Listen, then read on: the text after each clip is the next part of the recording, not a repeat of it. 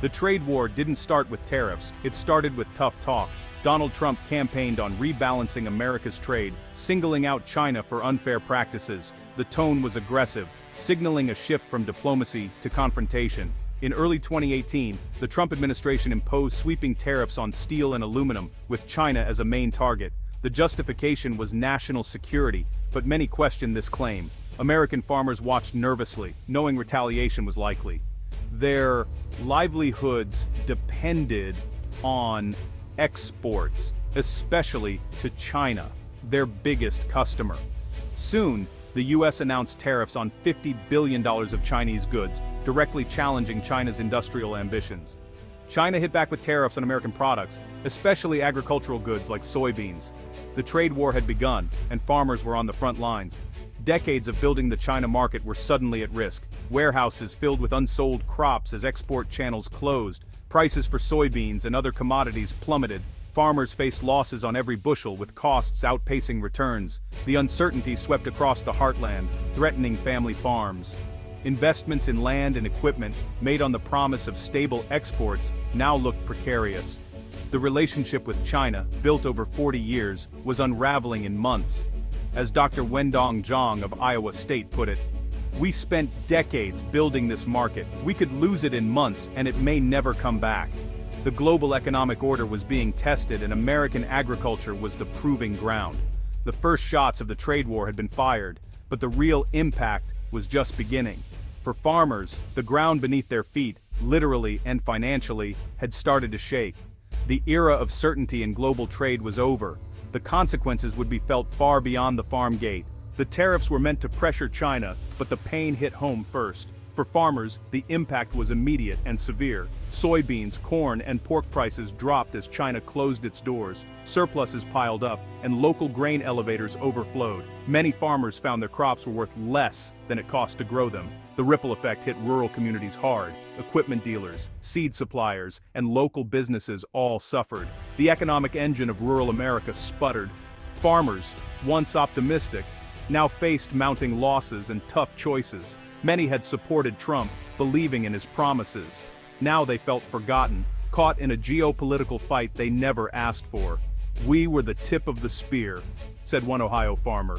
"But nobody told us how long we'd have to keep taking it." Resilience was being tested as futures grew uncertain. The pain wasn't just financial, it was personal, felt at every kitchen table. The tariffs intended to hurt China were wounding America's heartland. The ground beneath rural America was growing more unstable by the day. The trade war's cost was measured in more than dollars. It was measured in lost hope.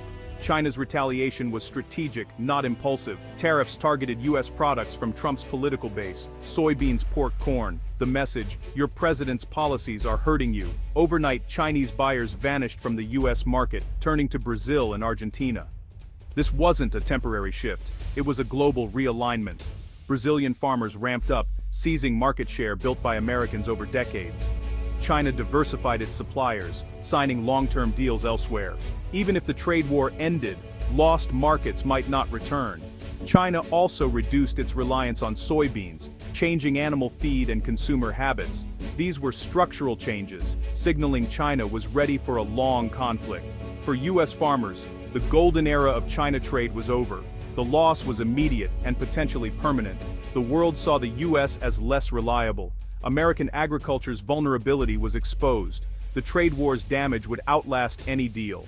No crop was hit harder than soybeans. 1 in 3 U.S. soybean rows once went to China, over $14 billion in sales. After tariffs, U.S. soybean exports to China dropped by over 90% in a year. Prices fell to decade lows, pushing many farms toward bankruptcy. The pain was concentrated in the Midwest: Illinois, Iowa, Minnesota, Nebraska, Indiana.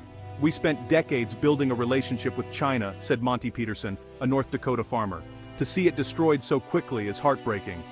South American competitors filled the gap, eager to take U.S. market share. Farmers faced impossible choices: store crops and risk spoilage, or sell at a loss.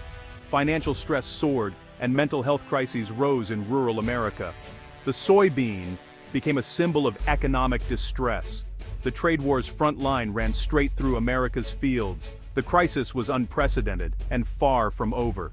The future of U.S. soybeans was suddenly uncertain. The trade war created a political paradox for Trump. His strongest supporters, farmers, were among the hardest hit. At first, many accepted the pain as patriotic sacrifice, but as losses mounted, patience wore thin. Frustration and betrayal replaced trust. Farmers demanded answers. How long would this last? What was the end game? "I voted for him, and he's killing us," said one Iowa farmer. The political calculus in the Midwest shifted. Massive government aid packages followed, aimed at shoring up support. The subsidies were as much about politics as economics. The loyalty of the heartland was being tested. The gamble was high stakes, for farmers and for the president. To stem the crisis, the Trump administration launched the Market Facilitation Program, billions in direct payments to farmers. The aid was a lifeline, but also a source of frustration. "We want trade, not aid," became the farmers' refrain. Many saw the payments as a temporary fix for a government-made problem. The distribution was criticized as unfair. Big farms got more, small farms less. Resentment grew within the farming community. The aid couldn't replace lost markets or restore trust. The payments stopped the bleeding, but didn't heal the wound. The fundamental issue, lost access to China, remained. The market had changed, and a government check couldn't change it back. The painkiller wasn't a cure. The trade war left deep, lasting scars on American agriculture, the biggest permanent loss of market share. China now buys more from Brazil and others, not just the US. Farmers can no longer count on China as a guaranteed buyer. Planning and investment are now fraught with a geopolitical risk. The lesson relying on one export market is dangerous. Diversifying is essential, but replacing China is daunting. Years of low prices and lost income forced thousands of farms out of business. Survivors took on more debt, making them vulnerable to future shocks. Generational wealth was wiped out in just a few years. The psychological toll was just as real.